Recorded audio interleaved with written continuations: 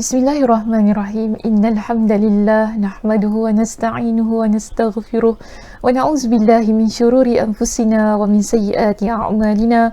May yahdihillahu fala mudhillalah wa may yudlilhu fala hadiyalah. Wa asyhadu an la ilaha illallah wahdahu la syarikalah wa asyhadu anna Muhammadan 'abduhu wa rasuluh. Amma ba'd. Rabbi shrah li sadri wa yassir li amri wahlul 'uqdatam min lisani yafqahu qawli. Rabbi zidni ilma warzuqni fahma. Allahumma inna nas'aluka ilman nafi'a wa rizqan tayyiba wa 'amalan mutaqabbala. Assalamualaikum warahmatullahi wabarakatuh. Apa khabar muslimah semuanya? Mudah-mudahan semuanya dalam keadaan yang sihat, sejahtera hendaknya, dan mudah-mudahan juga kita semua dalam keadaan yang sudah bersedia ingin menyambung pengajian kita pada hari ini. Okey, bagaimana pengajian kita yang minggu lepas? Singkat sangat kan? Tak mengapalah, yang penting kita sambung pengajiannya. Baik, muslimah, pada hari ini kita akan menyambung sedikit lagi berkenaan dengan hadis yang sama. Iaitu kita masih lagi dalam hadis yang sama. Kita membincangkan berkenaan dengan keutamaan zikir, iaitu hadis kita yang ke-50 dalam kitab Jami'ul Ulum wa Al-Hikam kita. Jadi dalam hadis yang ke-50 ini kita akan bincangkan berkenaan dengan keutamaan zikir. Okey, keutamaan zikir, tapi pada minggu lepas kita dah bincangkan sedikit, maka hari ini saya nak masuk sedikit lagi lah sebelum kita masuk kepada subtopik yang berikutnya. Tapi subtopik yang berikutnya insya-Allah di sesi yang akan datang. Cuma hari ini saya nak selesaikan perbincangan berkenaan dengan keutamaan zikir yang ada dalam kitab kita. Baik muslimah. Kalau minggu lepas saya ada berikan dengan satu doa yang mana kita sebagai seorang hamba Allah dalam keadaan kita nak berzikir kepada Allah, kita perlu sentiasa meminta bantuan kepada Allah, iaitu dengan berdoa agar kita sentiasa menjadi hamba Allah Subhanahu wa taala yang ingin berzikir kepada Allah. Itu apa doanya? Saya kongsikan pada minggu lepas. Kalau sesiapa yang terlepas dengan perkongsian itu, boleh sila rujuk kembali apa doa yang saya kongsikan pada minggu lepas. Kemudian kita sebutkan pada perbincangan yang lepas berkenaan dengan keutamaan orang-orang yang berzikir kepada Allah Subhanahu wa taala, kan, tentang al-mufarridun dan sebagainya. Dan hari ini muslimah, kita ada satu lagi keutamaan yang Allah Subhanahu wa taala sebutkan berkenaan dengan orang yang berzikir kepada Allah Subhanahu wa taala, iaitu mendapat naungan Allah di hari kiamat kelak. Okey, perbincangan ini ada dalam kitab kita di muka surat 438. Okey, ada di muka surat 438. Yang mana disebutkan bahawasanya, dan salah seorang di antara 7 orang yang akan Allah naungi, yang Allah akan naungi, ada hari di mana tidak ada naungan kecuali naungannya adalah rajulun dzakarallaha khalian fafadat 'ainah. Namun sebelum kita masuk kepada golongan yang terakhir itu tadi kan, yang ada dalam kitab kita, siapakah 7 golongan yang Nabi SAW senaraikan dalam hadis ini? Dalam kitab kita tidak disebutkan, tapi saya ingin kongsikan pada perbincangan kita dalam hari ini, iaitu Nabi SAW. Hadis ini adalah hadis yang diriwayatkan oleh Imam Al-Bukhari. Dalam hadis yang diriwayatkan oleh Imam Al-Bukhari ini, Nabi kata apa? Sab'atun yuzilluhumullahu fi zillihi yawma la zilla illa zilluhu. Itu tidak 7 golongan ataupun 7 orang, 7 manusia yang akan mendapat naungan Allah. Akan mendapat naungan Allah di hari yang mana tidak ada naungan kecuali naungannya, iaitu pada hari kiamat kelak, kan? Kita ni semua muslimah, kita nakkan ada satu bentuk perlindungan, naungan lah, kita kata begini. Dan pada hari itu, pada hari kiamat ini, naungan yang paling baik adalah naungan Allah Subhanahu wa taala. Jadi Nabi kata apa? Yang akan mendapat naungan Allah Subhanahu wa taala di hari kiamat kelak ada 7 orang. Pertama, Nabi sebutkan dalam hadis ini al-imamul adil, iaitu seorang pemimpin yang adil. Okey, seorang pemimpin yang adil. Pemimpin yang adil ni muslimah, kita tak kata hanya kalau dia tu presiden ke, kalau dia perdana menteri ke, itu saja dipanggil sebagai pemimpin yang adil. Tapi pemimpin yang adil inilah tidak kira mana-mana antara kita yang dilantik sebagai pemimpin. Pemimpin tak kiralah sama ada kita ni pemimpin di tempat kerja, kan, di office kita, ataupun kita pemimpin dalam satu tim, dalam satu kumpulan untuk menguruskan satu projek dan sebagainya. Okay, macam kita kalau ada di kalangan kita yang belajar, kan, mungkin kita ada assignments dan sebagainya, kan, lalu kita dilantik sebagai ketua dalam kumpulan itu, bermakna kita kena usaha menjadi seorang pemimpin ataupun ketua yang adil di dalam kumpulan tersebut. Okay, jadi maknanya maksud pemimpin di sini luas juga, tidak hanya dilihat kepada satu sudut sahaja. Baik, seterusnya apa kata Nabi? Pertama tadi ya, muslimah, pemimpin yang adil. Kedua siapa? Nabi kata dalam hadisnya, wa syabun nasha'a fi ibadati rabbih, iaitu pemuda yang bergiat, pemuda yang begitu kita panggil menyibukkan dirinya dengan beribadah kepada Allah. Nabi kata syabun. Syabun maksudnya dia muda. Sebab itu kita ni nak beribadah, jangan tunggu kita tua. Okay, ada keistimewaannya bila kita menjadi seorang pemuda, remaja. Remaja lah senang. Pemuda, remaja, orang muda yang ingin sentiasa dekat kepada Allah Subhanahu wa taala, yang bergiat aktif untuk menjadikan diri dia seseorang yang sentiasa konsisten dengan amal ibadah. Maka ini adalah golongan yang kedua, iaitu remaja-remaja, pemuda-pemuda yang mana mereka ni tidak menjauhkan diri mereka daripada Allah Subhanahu wa taala. Dan selalu kalau orang katakan nak muda-muda ni enjoy, muda-muda ni itu, muda-muda ni tak apalah, nanti dah tua bolehlah gitu gini, bolehlah bertaubat dan sebagainya.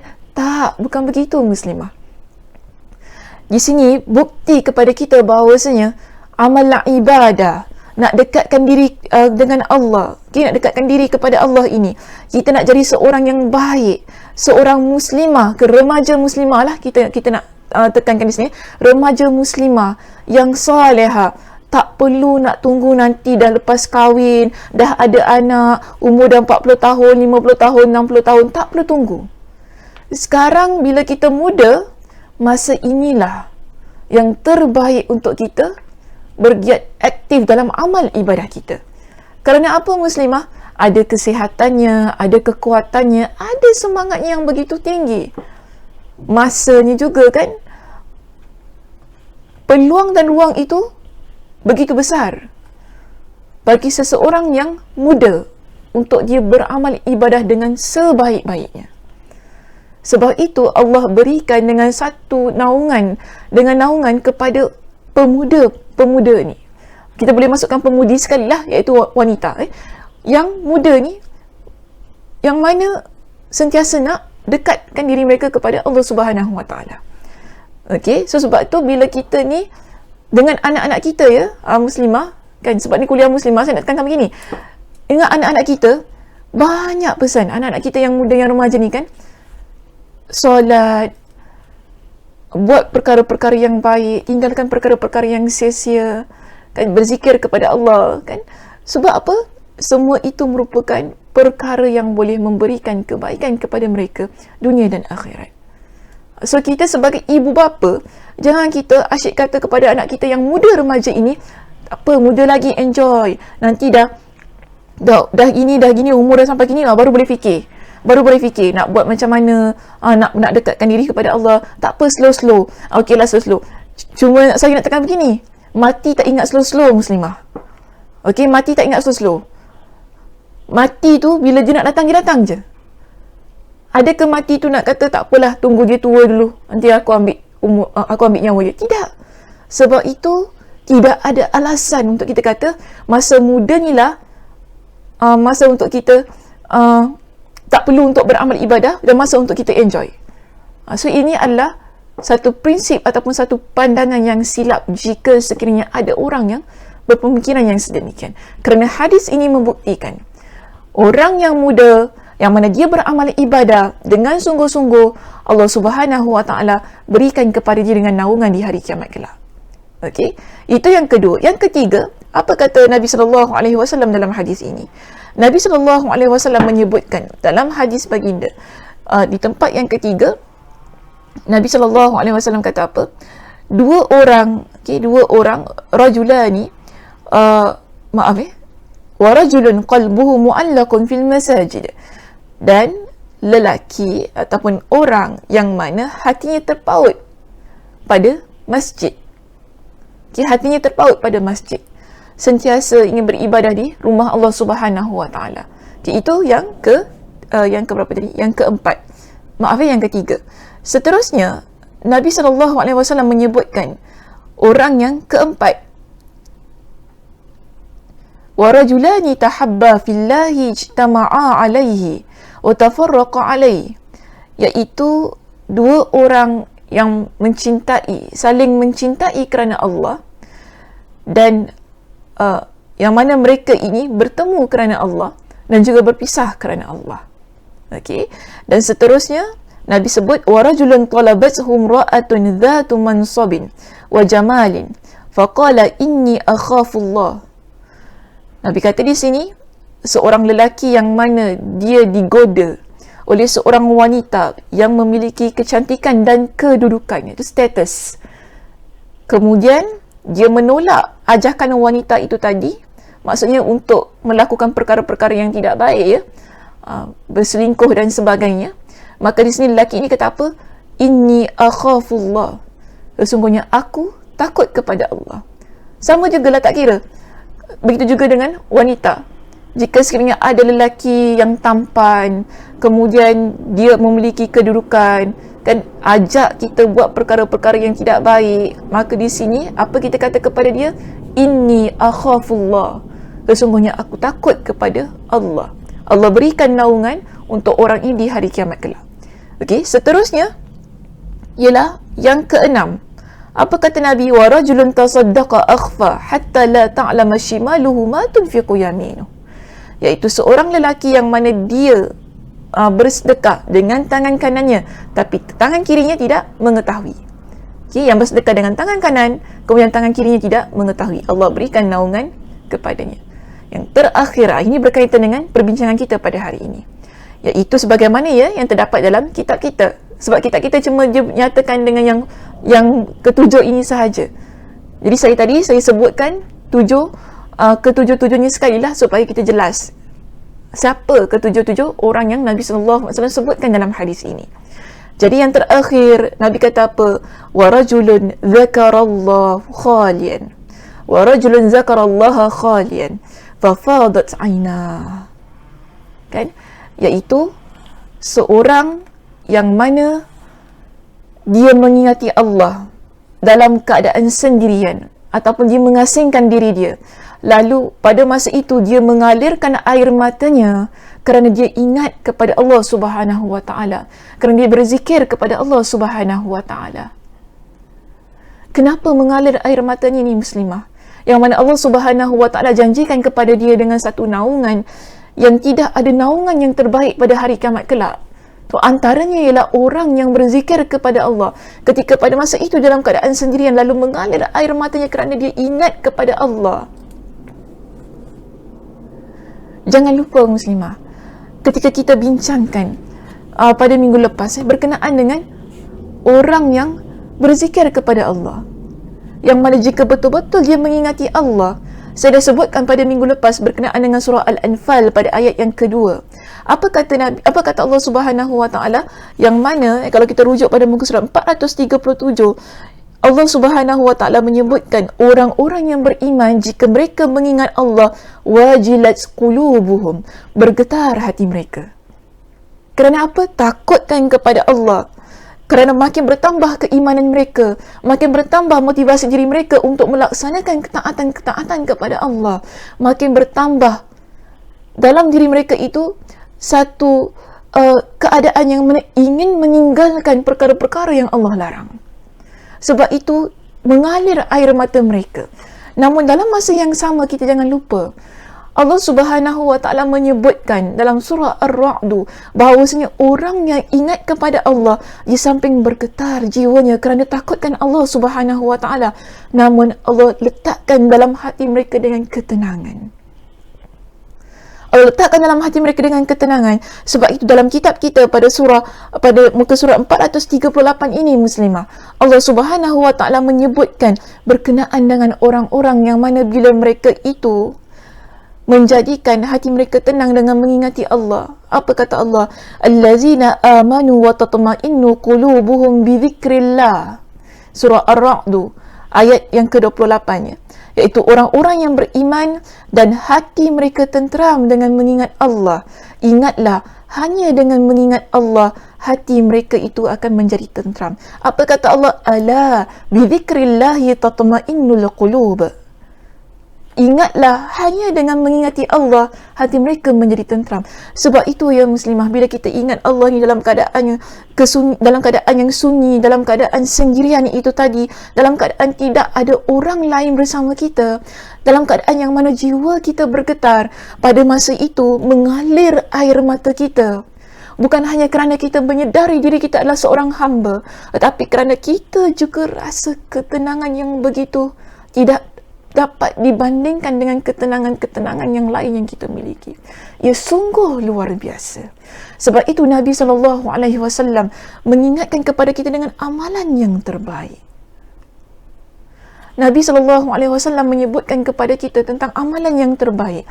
Dalam hadis ini, Nabi SAW beritahukan kepada para sahabat, Ala unabbi'ukum bi khairi a'malikum wa azkaha 'inda malikikum wa arfa'iha fi darajatikum wa khairil lakum min i'ta'iz zahabi wal warqi wa khairil lakum min an talqaw aduwakum fatadribu a'naqahum wa yadribu a'naqakum. Nabi SAW di sini muslimah, Nabi SAW tanya kepada para sahabat, mahukah kalian aku beritahu amalan yang paling baik, paling suci di sisi Allah dan paling tinggi dalam darjat kalian, serta lebih baik bagi kalian dari diberi emas dan perak, dan lebih baik dari berjumpa musuh kalian lalu kalian penggal leher mereka dan mereka memenggal leher kalian? Para sahabat kata, ya wahai Rasulullah. Lalu Nabi SAW memberikan jawapan yang simple kepada para sahabat. Apa kata Nabi SAW kepada para sahabat? Zikrullah, iaitu zikir kepada Allah. Zikrullah Ta'ala, zikrullah Ta'ala, zikir kepada Allah Subhanahu Wa Ta'ala. Ia merupakan amalan yang terbaik, kan? Nabi kata ia merupakan amalan yang terbaik. Amalan yang mana? Bila amalan yang mana disebutkan sebagai satu amalan yang paling suci di sisi Allah Subhanahu Wa Ta'ala, amalan yang boleh meningkatkan darjat kita di sisi Allah Subhanahu Wa Ta'ala, amalan yang mana ianya lebih baik daripada kita diberikan dengan emas dan perak. Bahkan Nabi kata amalan itu adalah amalan yang paling baik daripada kita pergi berjuang di medan perang, yang mana dalam medan perang itu kita penggal leher musuh kita dan musuh kita penggal leher kita. Nabi kata apa amalannya? Zikir kepada Allah Subhanahu Wa Ta'ala. Sebab itu tidak hairan muslimah, orang yang mana dia zikir kepada Allah Subhanahu Wa Ta'ala lalu mengalir air matanya kerana bergetar jiwanya itu tadi mengingat Allah, dan juga kerana jiwanya ada ketenteraman yang begitu luar biasa, Allah berikan kepada dia dengan naungan yang di hari kiamat, yang mana tidak ada naungan yang terbaik pada hari tersebut. Sebab itu ya muslimah, jadikan zikir ini, ataupun jadikan zikir, amalan zikir sebagai satu amalan yang dekat dengan kita. supaya kita tidak menjadi seseorang hamba yang lalai, supaya hati kita sentiasa ingat kepada Allah, dan juga supaya kita mendapat keutamaan-keutamaan yang telah disebutkan oleh Nabi sallallahu alaihi wasallam. Hingga di sini sahaja muslimah yang saya kasihi. Insya-Allah kita sambung perbincangan kita pada minggu hadapan. Okey, kita jumpa nanti pada minggu hadapan untuk menyambung satu subtopik yang baru. Maknanya kita tidak akan lagi membincangkan tentang keutamaan zikir. Kita akan masuk kepada subtopik yang baru. Masih lagi dalam perbincangan berzikir kepada Allah, tetapi kita ada perbincangan yang lebih lanjut. Baik, insya-Allah kita jumpa pada minggu hadapan. Saya tutup dengan tasbih kafarah. Subhanakallahumma wa bihamdika asyhadu an la ilaha illa anta astaghfiruka wa atubu ilaik. Assalamualaikum warahmatullahi wabarakatuh.